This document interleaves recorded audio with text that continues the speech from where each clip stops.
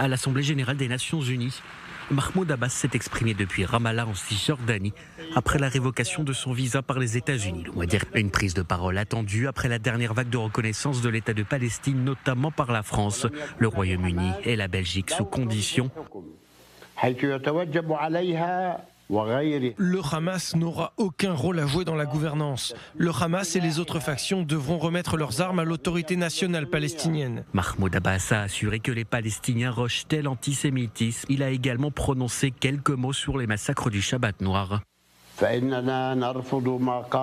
Nous rejetons les actions du Hamas du 7 octobre qui ont pris des civils israéliens en otage, car de telles actions ne représentent pas le peuple palestinien ni sa juste lutte pour la liberté et l'indépendance.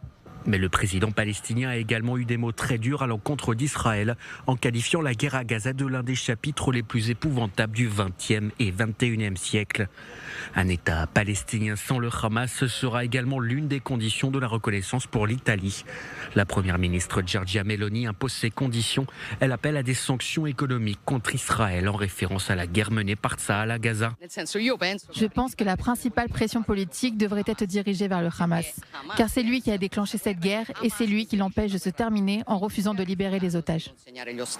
Emmanuel Macron a rencontré plusieurs chefs d'État, dont les présidents syriens et iraniens. En marge de son discours sur la reconnaissance de l'État de Palestine, il a prôné ce qu'il appelle le multilatéralisme efficace et évoqué les guerres en Ukraine et à Gaza, en insistant sur le fait que la France refusait le double standard en matière de paix et invitait les pays à agir.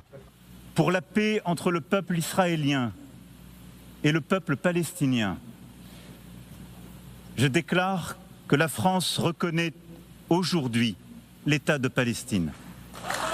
Enfin, plus tôt cette semaine, c'est Donald Trump qui a pris la parole à la tribune des Nations Unies. Un discours très attendu et commenté. Le président des États-Unis s'est dit victime de sabotage lors de sa prise de parole ce mardi et a demandé l'ouverture d'une enquête. Sur la forme, c'est un escalator, un prompteur puis une sonorisation défaillante qui a retenu l'attention. Sur le fond, le président a notamment affirmé avoir mis fin à 7 conflits en 7 mois et dénoncé les politiques migratoires et climatiques des Européens.